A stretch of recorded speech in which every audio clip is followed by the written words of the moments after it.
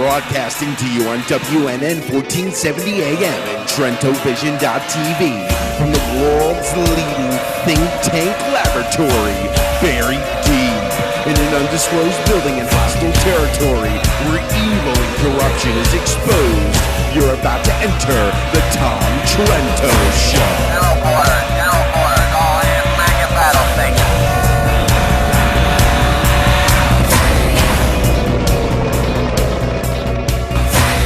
Tom Trento heads United West, a group that says it defends Western civilization against the onslaught of Islam. So many bombs in that opening and explosions and noise. Come on, we're so docile around here but not on a Manic Monday, I guess not. I guess on a Manic Monday, anybody know the date? 22 July. On a Manic Monday, 22 July 2013.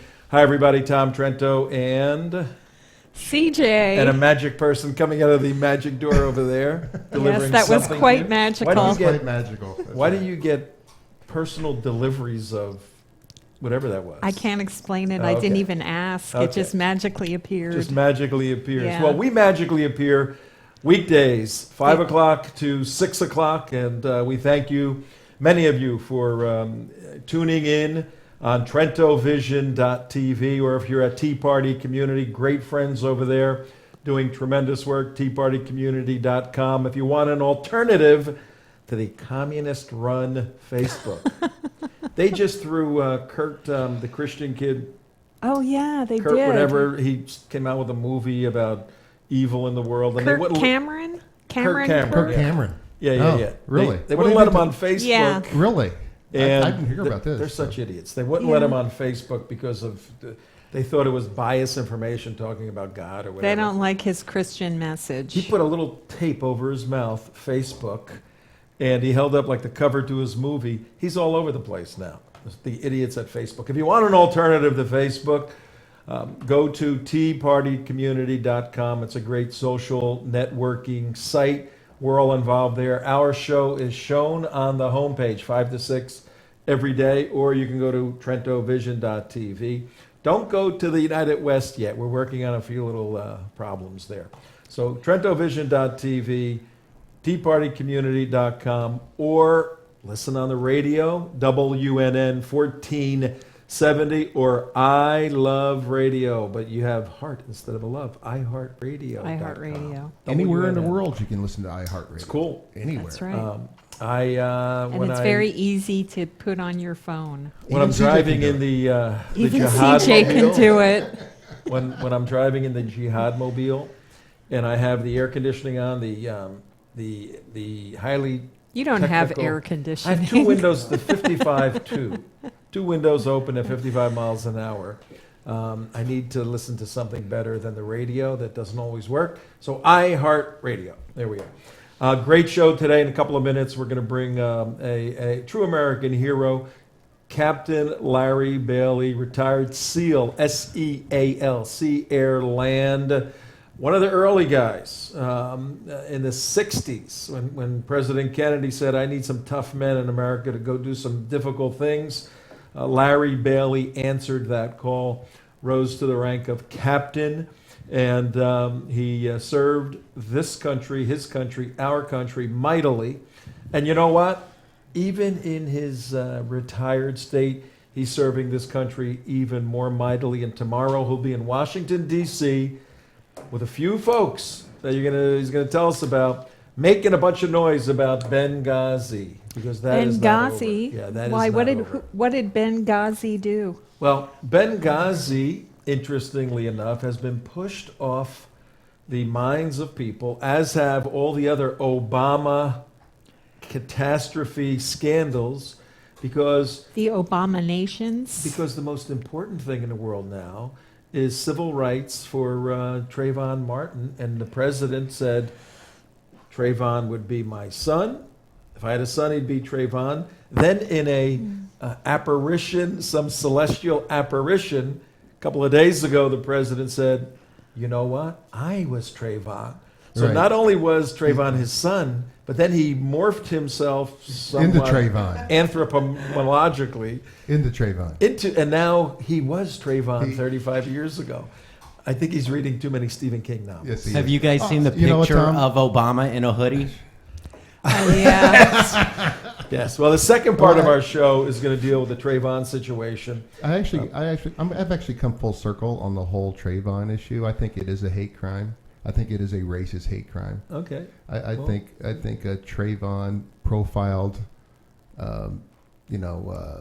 George Zimmerman. Cracky ass cracker. Creepy ass cracker. He's profiled the cranky ass cracker, and I think he went to go beat him down. I think that's Okay. I think that's the. Well, the second part of our show, you can weigh in on that because we need more people speaking. No, there's so many people speaking, but now We haven't talked about this enough. Now we got two slime bag race baiters, Sharpton and Jesse Jackson, talking about boycotting Florida, apartheid state, all of that. So those of us here in Oh, that's Florida good. stand up for our state. And we say, if you want to boycott Florida, go right ahead. I mean, there's a little bit of confusion there.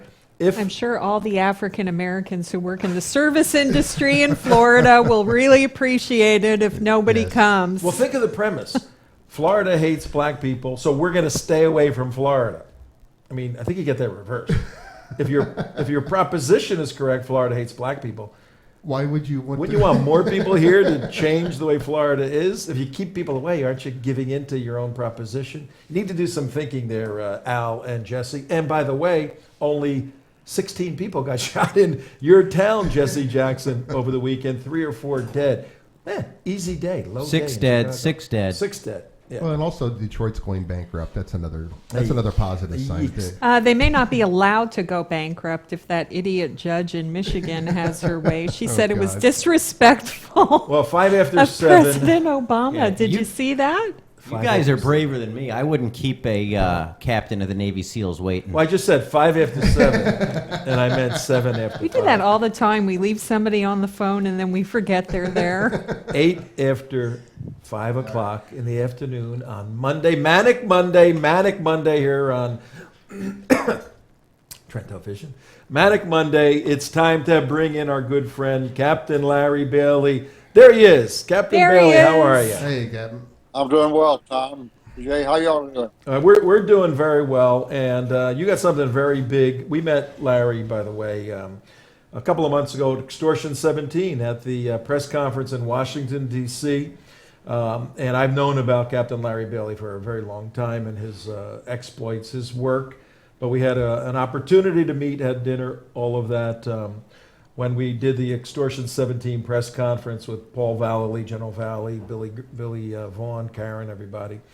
And you got something going on, Captain Bailey. Take a minute, tell folks about your background, establish your credibility to do what you're doing tomorrow for our great country. Well, about a year. Go ahead. Go ahead, all yours. About a year ago in May, Colonel Dick Brower, retired Air Commando, Officer Air Force, and I were just talking on the radio, and we've Larry, decided the we have to Avon do lady, the Avon lady's at your house. It sounds well, like. the Avon lady really is. Could I ask my house guest to answer the door? Yeah, hold on. We'll bring you on the one shot here. Go ahead.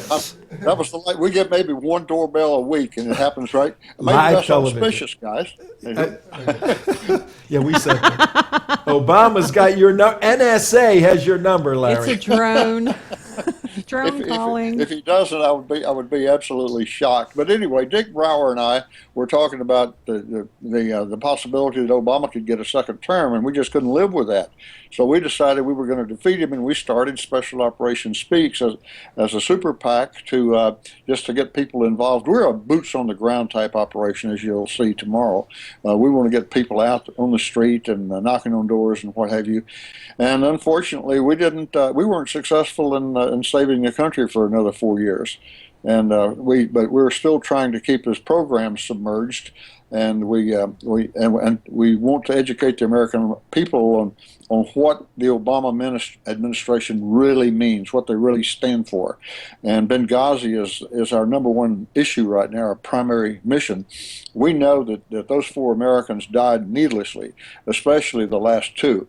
The 2 SEALs that defended American territory, sovereign territory overseas, and Obama and his people had all the time in the world to send an airplane, to send an element of Delta Force, to send the Army Special Forces from Croatia, and on at least 3 different occasions, we know this for a fact, they were told to stand down. Various units were told to stand down.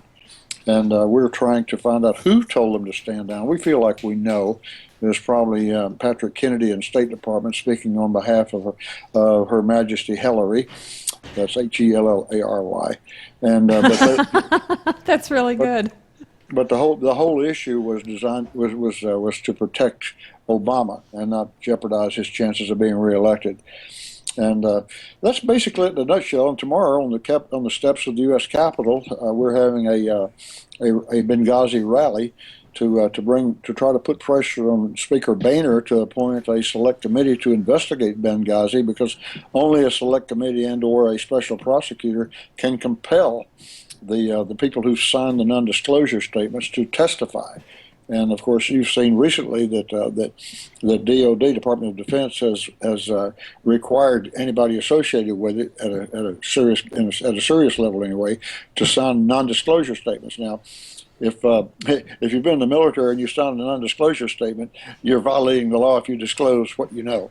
But that's why it's more important than ever to have a select committee with subpoena powers to compel these signatories of non-disclosure statements to tell what happened. All right, folks, it's 12 minutes after 5 o'clock on a beautiful summer afternoon, July 22 in South Florida. And we're dealing with a very critical issue, the Benghazi attack, September 11, 2012. Benghazi, Libya. We're all familiar with that. There was some rioting at the embassy in Egypt on September 11th. Then there was the activities. Wait a minute.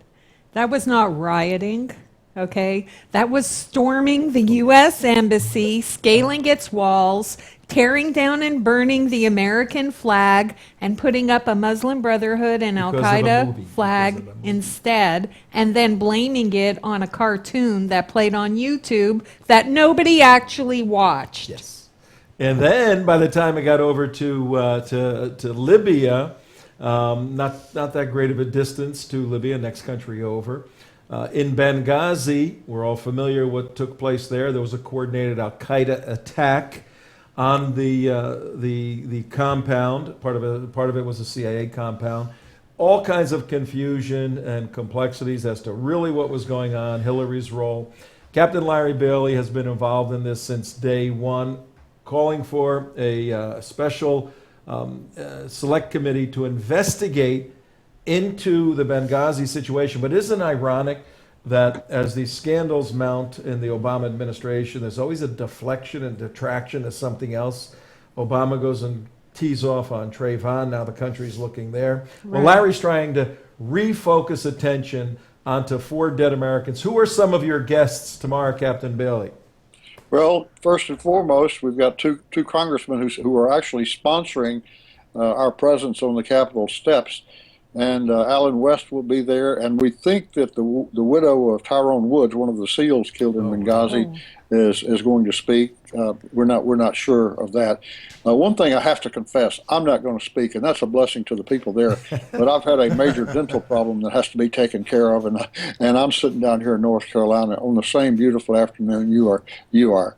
But I will not be missed. Dick Brower will speak, my co-founder. And Dick Brower, by the way, I have to tell you, he put together a series. The first series was of 16 questions that need to be answered about Benghazi. As he characterizes it, the Benghazi situation is a giant puzzle was 11 or 1200 pieces to put together, and gradually the pieces are coming together. For example, one of the people who works with us identified a self-identified whistleblower, and who was on the inside of what was happening, and we actually sent two people out. Dick Brower went out to Denver, Colorado, and interviewed this guy along with another one of our collaborators, and this guy was absolutely legitimate. He was part of a unit that was going to respond. They were standing by to respond. Wow. They were locked and loaded. They were ready to step on an aircraft, and they got an order to stand down. This fellow was interviewed on Fox News in 3 different segments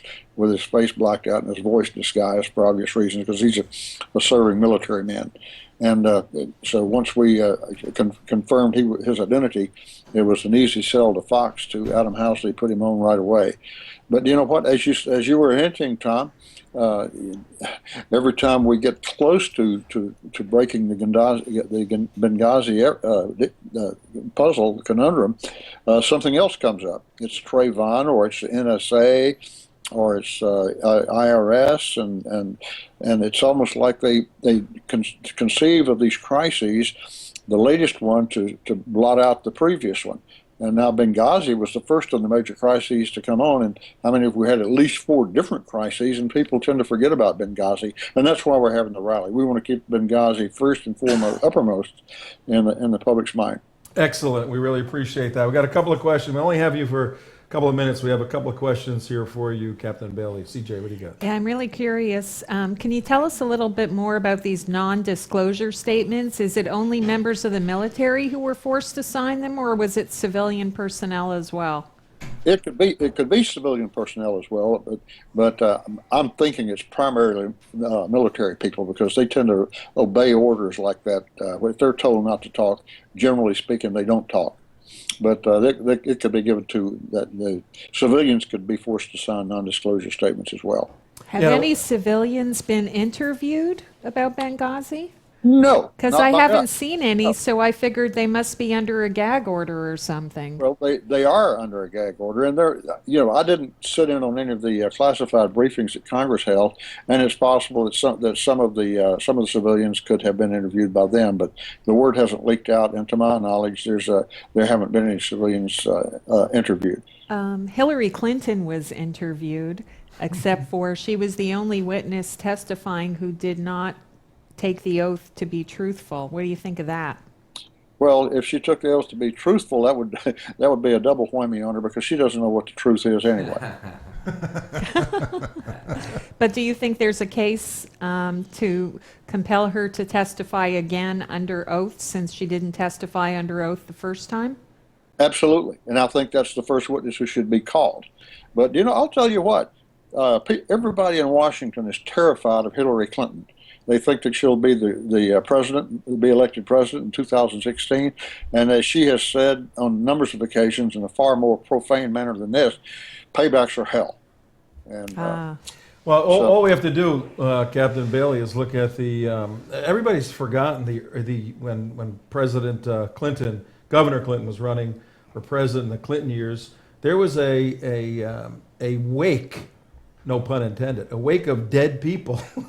In the affairs of the Clinton administration, and there's been all kinds of speculation, and not even withstanding the fact that people actually died, their careers have been devastated. So she is someone to fear on many levels, but with guys like you there, and Paul Vallely, and Ben Smith, and Alan West, and a whole bunch of others that you have speaking tomorrow, we'll be in good shape. CJ, you got one more question? Yeah, I do. I'm dying to ask this, because we've asked Ben Smith before, in light of what our administration has become, our military has become, would you be able to recommend to a young person to pursue a career as a Navy SEAL or to serve in the military voluntarily?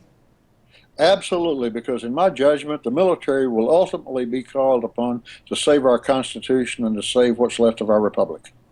Okay, that's interesting, because that's a lot of folks take. said, I can't recommend anybody serving under President Obama right now. But you see it a bit differently. All right, Larry, anything else? How could people get in touch with you, or where do they go tomorrow if they want to be part of the process, part of the protest? At noontime tomorrow, high noon, we're going to roll out a 200-foot scroll containing thousands of names of people who are demanding the House Resolution 36 be passed, which compels the Speaker to convene the Select Committee and be there at 12 o'clock noon. And we're going to hopefully have 1 million people there. I don't think we'll have more than a few hundred, but it would be great if we could have a few You'll thousand. have more than Al Sharpton. I was going to say. Hey, what we need you to do, Captain Bailey, is make sure somebody videotapes the whole event, and then get in touch with us. We can help extend that information. Yes. Showdown, ladies and gentlemen, high noon tomorrow, east or west steps. What steps? One final thing. We just got word that C-SPAN is gonna tape it, so good. it's gonna cover it. So you might be able to see it before you can dupe it. Okay, Okay, perfect. all right. East or west steps? What did you say? What side? On the House side. I'm the not House side. sure if that's east or west, but it's Okay. on the House side of the On, Capitol. on the House side tomorrow, high noon showdown, special operation community Good. against President Obama. Where are you putting your money? All right, Larry Bailey, good seeing you. You take care right now. Thank you, and for I your hope it service. goes well Larry. for you Appreciate it, tomorrow. buddy. Thank Hey, you for your thanks service. a lot for the opportunity. Okay, Captain Larry Bailey, retired United States Navy SEAL, I tell you what, Sea Air Land. I want that man on my side. He's, Yeah, I do too. I do too. Well, what's interesting is, and those of you out there know that we know a little bit about the SEAL community. Really, there's the early guys, which were tough as nails in their external demeanor. They were tough internally, but when you sat down and looked at them and talked to them, they were just tough guys, right? Yes. Now the SEALs, I mean, they can pass for accountants and bookkeepers and all of that. They still are tough as nails, but they have this subtle external toughness with a more academic approach to things. He is one of the old school Old guard. SEALs, man. Old guard, yeah. You know, in there, fight breaks out. He'll be right in the middle of it. But serving his country. Is he a plank holder or not? No, he's not a plank holder. There was only about 30 of them in the first year, 62. He went in a little later. So plank holder is the first class of the Navy SEALs. Right. They got a piece of the boat, plank. Okay, good stuff. Tomorrow, be there, high noon, Washington, D.C. A lot of stuff going on in Washington. Would you like to live in Washington, CJ? No, No? Why not even. Why? Why? Why would I want to be there? Exciting town. Exciting? I I actually don't had think the so. opportunity to live there at one point, and I said, "There ain't no way I'm living in Washington." What a DC." cesspool. It's a cesspool of beyond cesspools, and you got to have a lot of money to live there too. And whatever they offer you, double You have some what money, it yeah. is. You know, so. I was looking for it. I almost wound up living there. I ran a congressional race, and if my guy won, I was moving to Washington to be his chief. And this was 1994, I think. Clinton years. It would have been a lot of fun. I would have loved to live there. I've been there many, many, many times. Oh, it's a great town to visit. Don't get me wrong. I love Yeah, as visiting long as there. you can leave and go back As long as you can somewhere leave. semi-sane. I actually got mugged in Washington D.C. I got beat up. Me and Jessica got beat up at McDonald's. Did you get profiled? Yeah, we walked into a non-Caucasian McDonald's and we got beat up. What just you because expect we were- when you's a creepy ass cracker. You were in the wrong part of town, man. Yeah, I know. All no. of Washington is the Well, wrong part here, of town. Demographically, Washington has. You talk about a racist town. Oh, it's a total racist. It's like Completely 90% racist. black. There's never been a white mayor for the District of Columbia. Yes. It's a failed government. It's been propped up by Congress for so many years. There's the federal district, the federal zone in the middle of the city that is immaculate, impeccable, well-run, policed, all of that. Then you step over that line, you which cross I did one- one night. It just goes to hell. Yep. Democrats cannot run cities. They pay back all their constituents for running the campaigns, and they just have this perpetual gang of people that they're paying off to shuffle paper, and then you get 40 years later Detroit falling apart, L.A. falling apart. There's about 10 major Democrat cities. Chicago's in $30 billion of unfunded pensions. They don't. And here's what scares me: what we saw going on in Greece. If these people in Detroit, they work for 30, 40 years to get their $2,000, $3,000 a month to live on, for their remaining 20 years, bye-bye. What do you think they're going to do? Just say, oh. No, we're done. Yeah, no. Yeah, It's go somewhere well, else. it's the whole strategy of the Democratic Party, the Democrat Party, I should say. Yeah. It's a whole strategy. You know, we keep paying out, giving bribes, we care for the police officers. Let's give them a 40-year pension at full pay, retiring after 20 years. Come on. It doesn't make any sense. As long as they keep voting for us. Yeah, as long as they keep voting for us. And that's the whole thing. Hey, you vote us in, we give you money. You vote us in, we give you money from the coffers. And eventually, you know, it's a Ponzi scheme. It is. It really is. It's truly a Ponzi scheme. The problem is that people who aren't in the unions keep voting these people in. It's not just the union people making it happen. Everybody makes it happen. Everybody wants to get that check from the government Right. or the check from the union. And they all keep voting, no matter how corrupt the government is, no matter how illiterate their children are, no matter how dilapidated their neighborhoods are. They do not vote themselves a responsible government into Right. office ever. And they do not clean up their own neighborhoods without the government's help. And So, excuse me, you can't put this all on the Democrat Party. You can't put it all on the government. You have a whole culture that is responsible for its own demise. you're And that's exactly- one thing that nobody is talking about at all. If you look at Detroit, if you look at Trayvon, it's the same culture.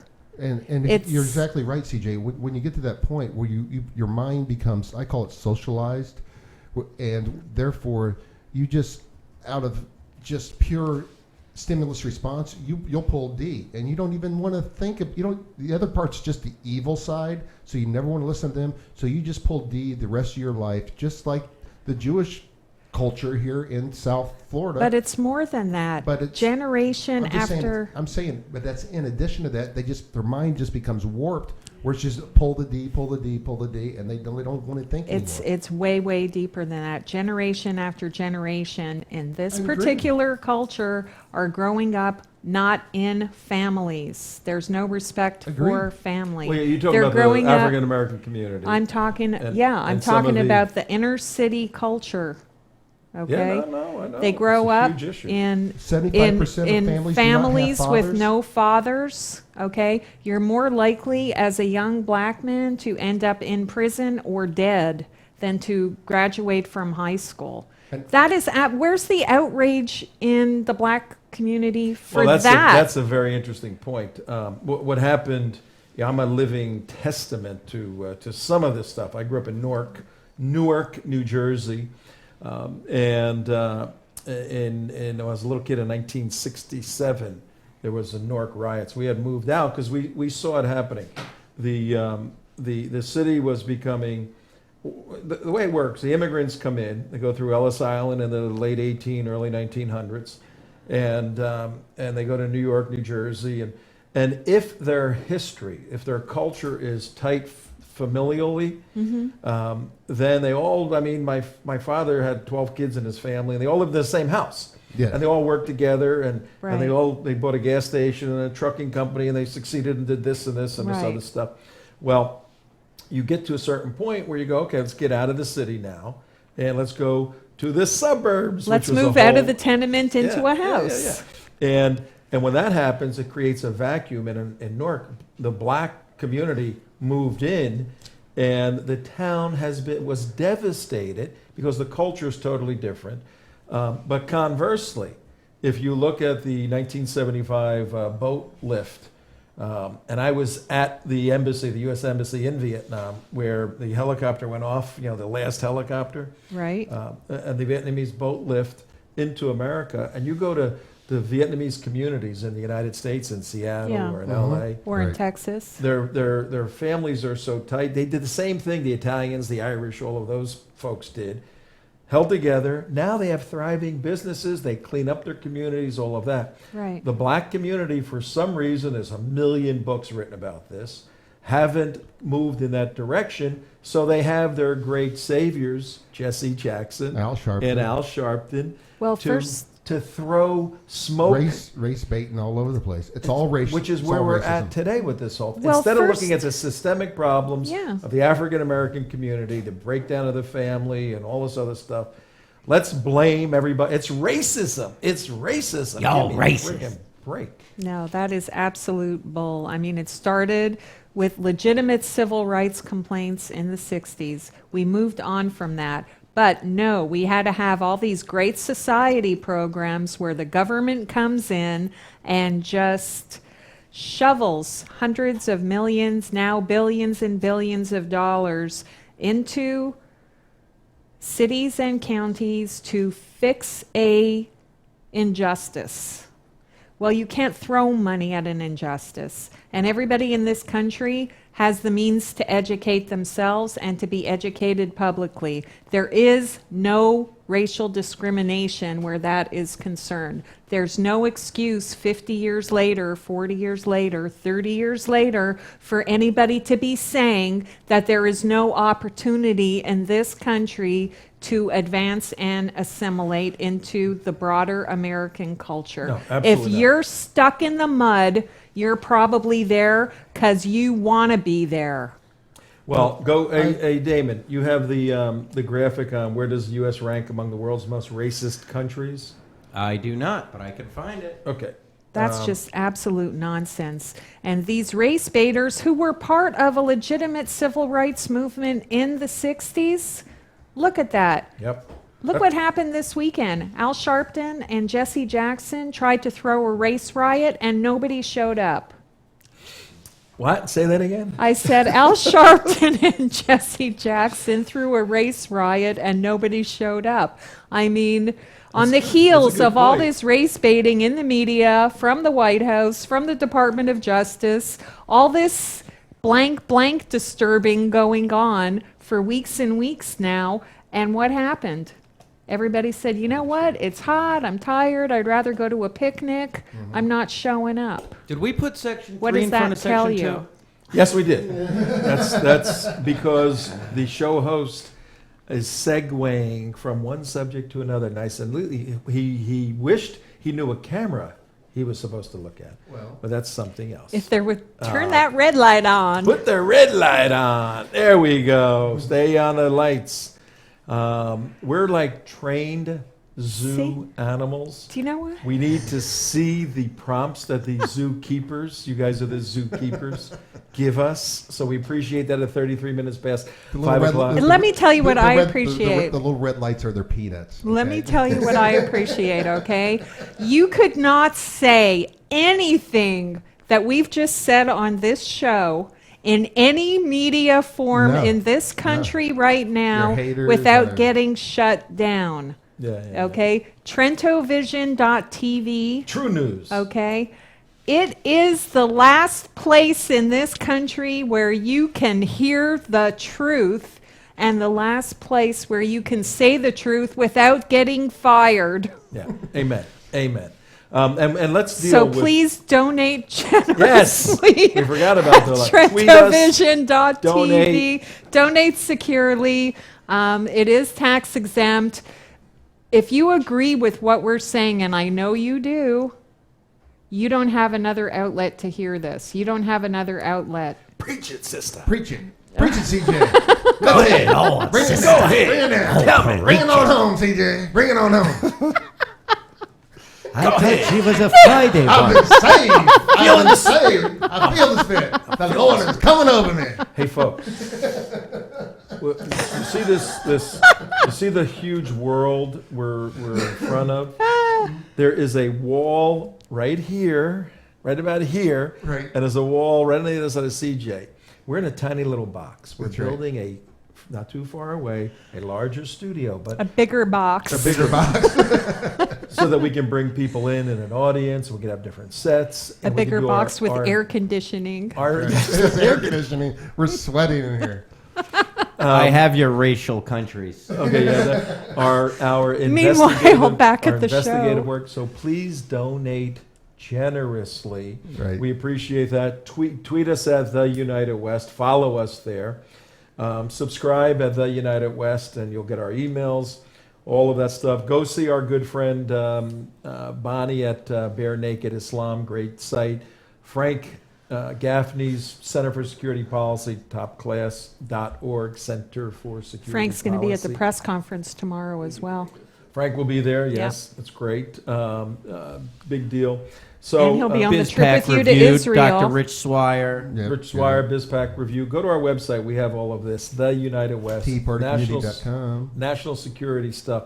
We're going to deal a little bit right now. I got some questions for you guys about Trayvon Martin. Yeah. Really not Trayvon Martin. Just real quick, you want to take a quick peek at the racist countries? Yeah, I'm going to do it. Bring them up. No, Not yet, no, not no, yet. no, no, no, no, Not yet, not not yet, yet, not not yet. yet, not yet. I'll do the directing around here. That's right. You can do C-Direct. I'll do the directing around here, Baba Louie. Again, this issue has been beat to death, particularly in the state of Florida, but we're dealing with it on a federal level, a civil rights issue. Right. We all can agree it's a very, very sad situation where a young kid, 17 years old, gets in a conflict, winds up dead.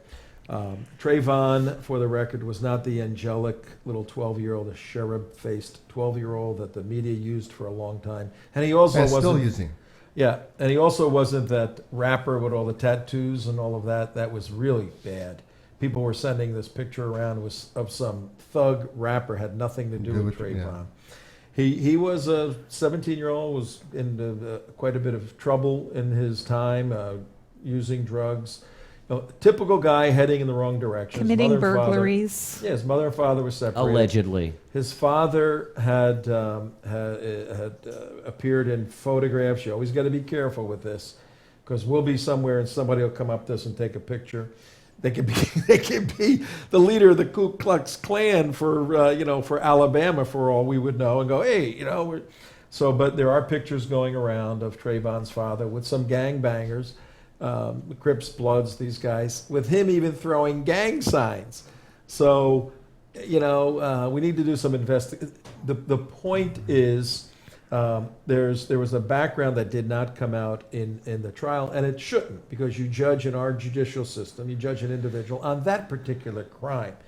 In sentencing, you could bring in his past crimes, but in terms of that particular crime, only the facts there. And we're willing to live by that, those of us who agree with the verdict that it was fair. Oh, you might be. Yes. But the other side, and I have to be careful, because Charles Barkley is an African American, if I last looked. And there are others saying the verdict was fine. Let the jury evaluate the information. We have been involved in many lawsuits with juries, and sometimes they go your way, sometimes they don't. This one did a very, very good job. But I want to show this before we get into the other one. I want to show how Al Sharpton, and we're going to do an expose on Sharpton and Jesse Jackson, because they are causing a lot of trouble in the United States right now. We're going to expose them even more than you may know. But sadly, they co-opted Martin Luther King's son, Martin Luther Martin Luther King III. They co-opted him into being a frontman because of his name to fuel the civil rights demand. The demand by, I don't even want to say the black community, because this is not all of the black community. The demand by those who make money by race baiting, Sharpton, Jesse Jackson. The demand to the federal government, notwithstanding the fact that the FBI investigated this thing fully and had no indication or no evidence of any civil rights violation. Jackson and Sharpton got Martin Luther King III to go out and start making the argument why Trayvon Martin's civil rights were violated. Watch this short clip. It appeared on CNN, now it's on YouTube. And you tell me if Martin Luther King has the slightest idea why he's sitting in that seat, the slightest I want to get to idea. the center of what the purpose is of I want to get to the center of what the purpose is of these rallies across the country, because you are coming out saying that the federal government should file civil rights charges. Yeah. And I know that people are hurting and people are confused and upset about the verdict across the country, so be it.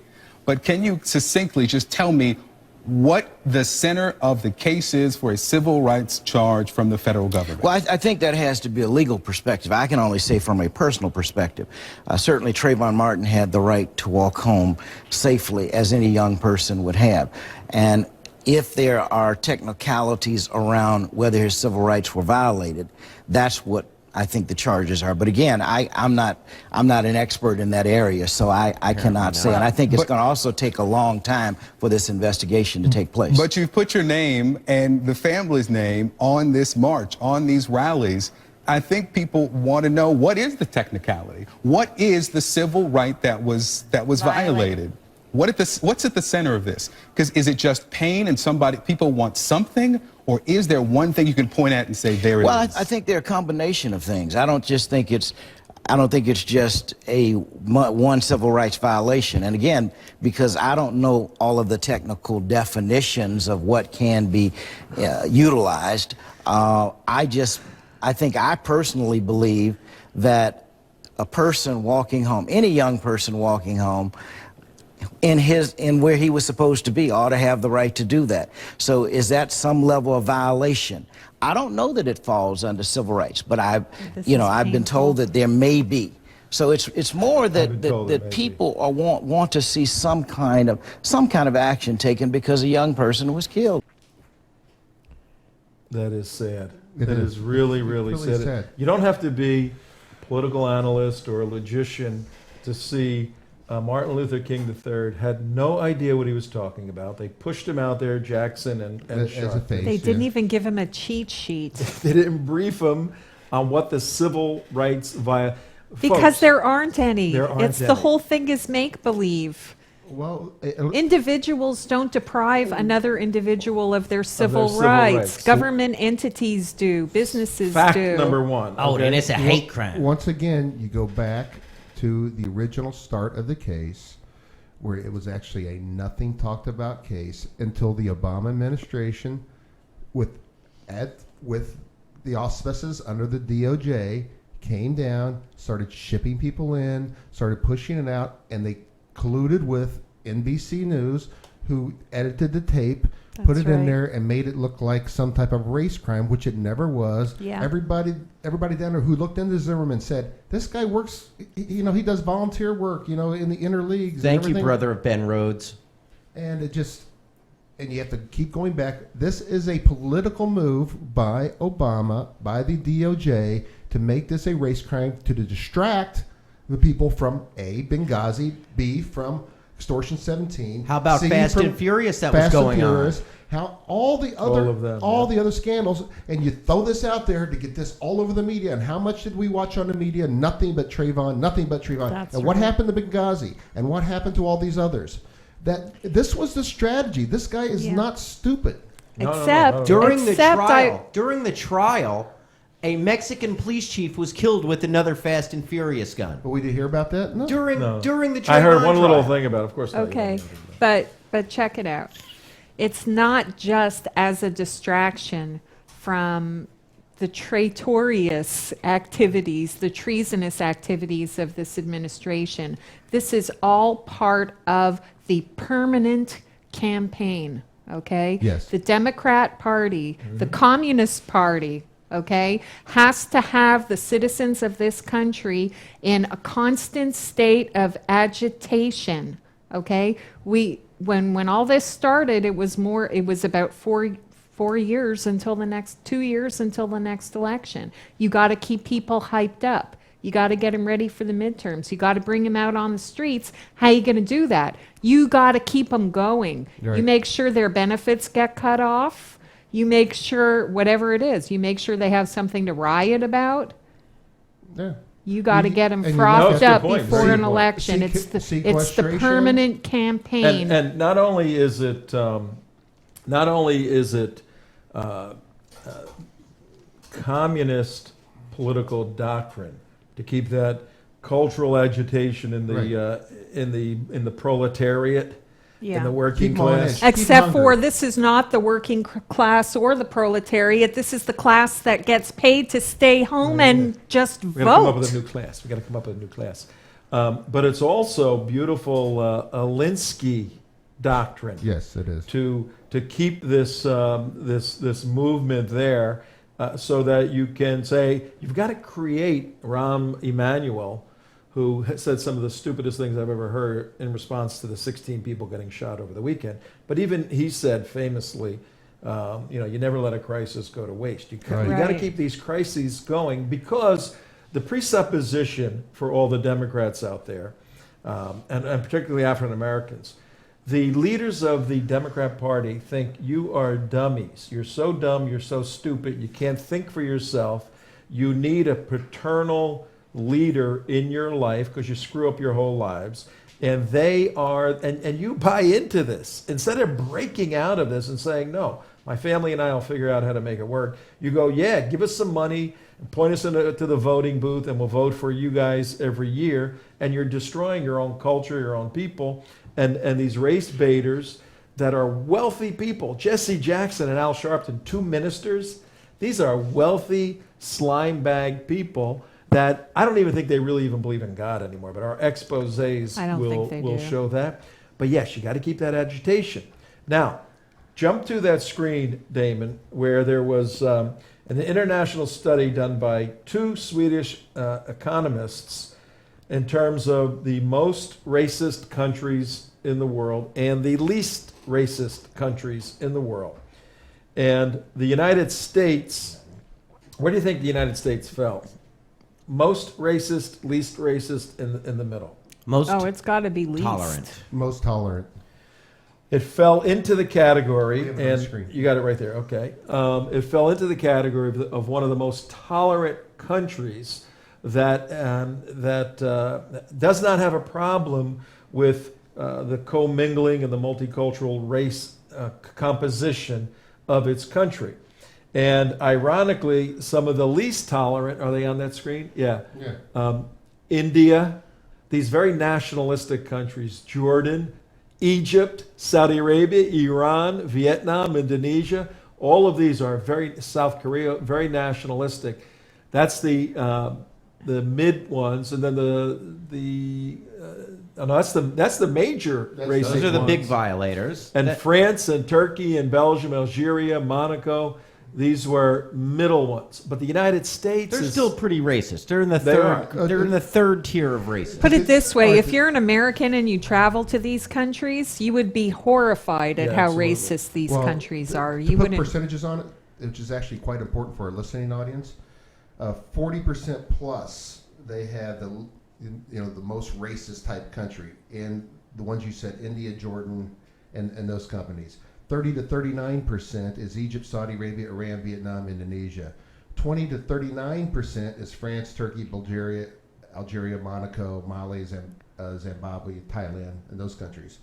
The most tolerant countries, from 0 to 4.9%. really low. Really low. I mean, not even a 1/10. 1/10. Correct. 1/10 of the percentage is United States, Canada. Okay, I agree with that. Brazil, Argentina. I didn't know Argentina was tolerant like that, but you start going down that list, and we're kicking butt as far as. And here's the other thing too. You start talking about women's rights and that same type of issue.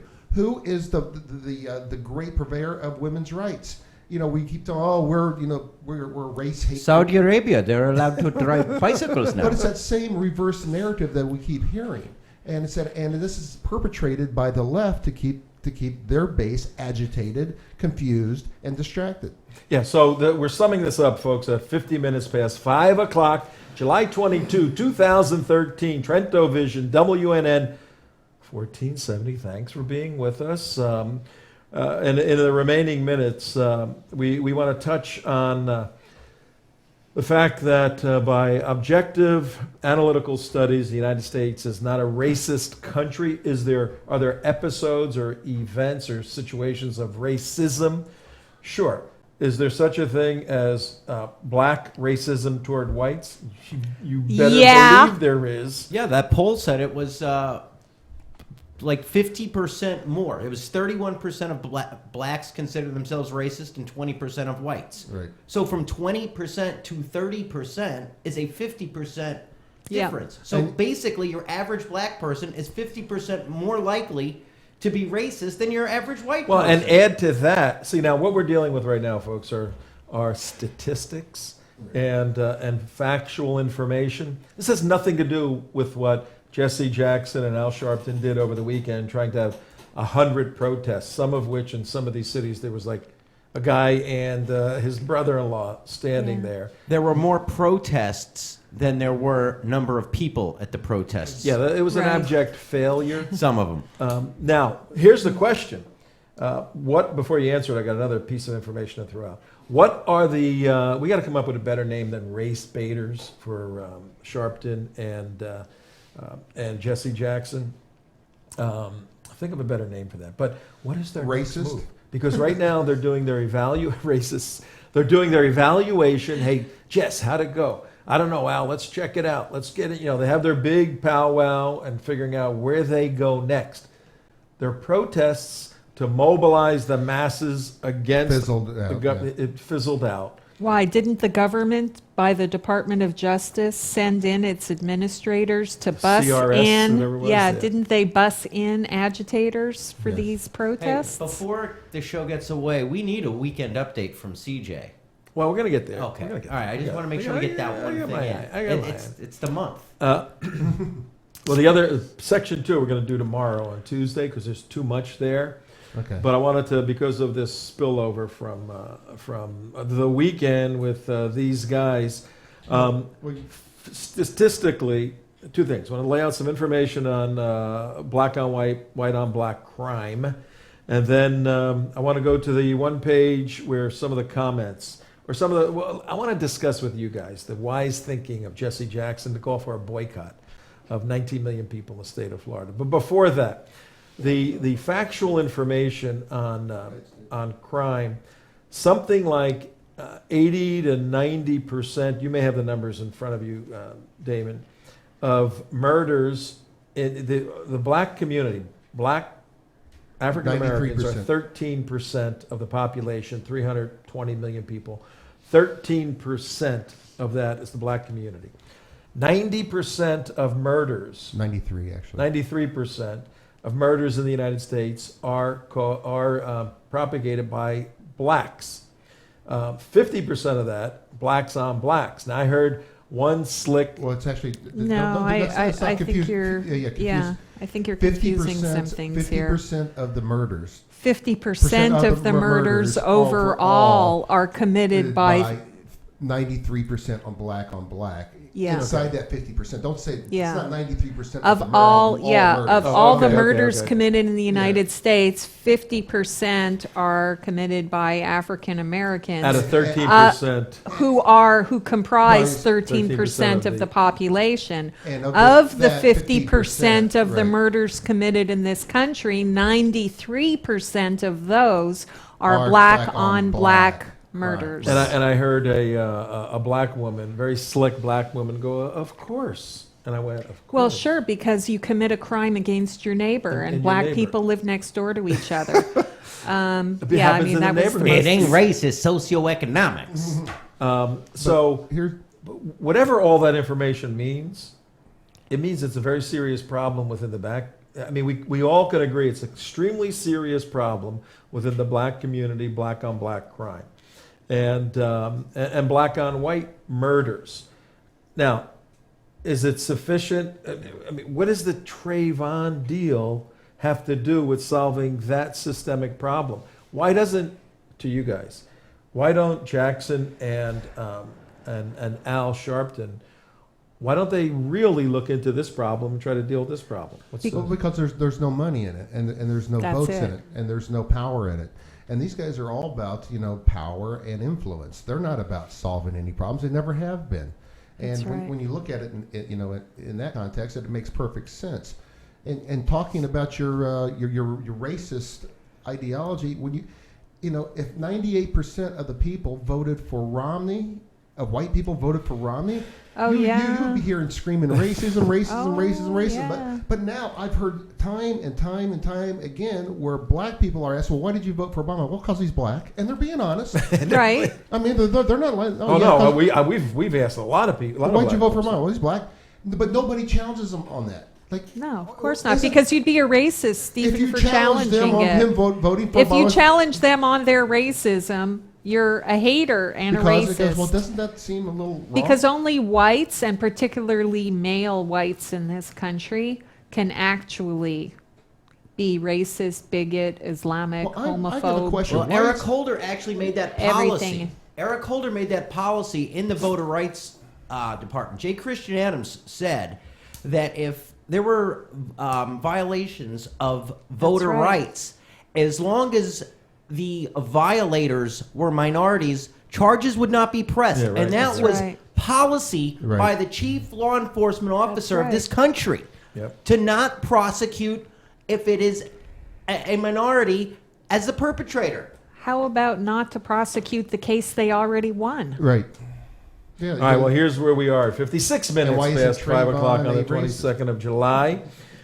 We are giving you our opinion, our thoughts on the absurdity of the Trayvon Martin case, particularly with the demand for the federal government to investigate George Zimmerman for a violation of civil rights. Alan Dershowitz, even Geraldo, tweeting his semi-nude 70-year-old body saying 50 is the new 70 is the new 50. Even he thinks that the civil rights stuff is bizarre. That's just not but right. here's our say on this, folks.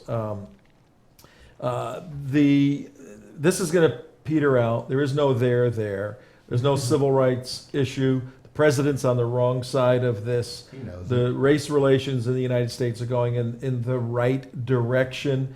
And Jesse Jackson and Al Sharpton, whom we will expose down the road, need to look into their community and start to build the family structures and the economic structures in their community and stop robbing people on all this bizarre stuff. So give us the Ramathon update.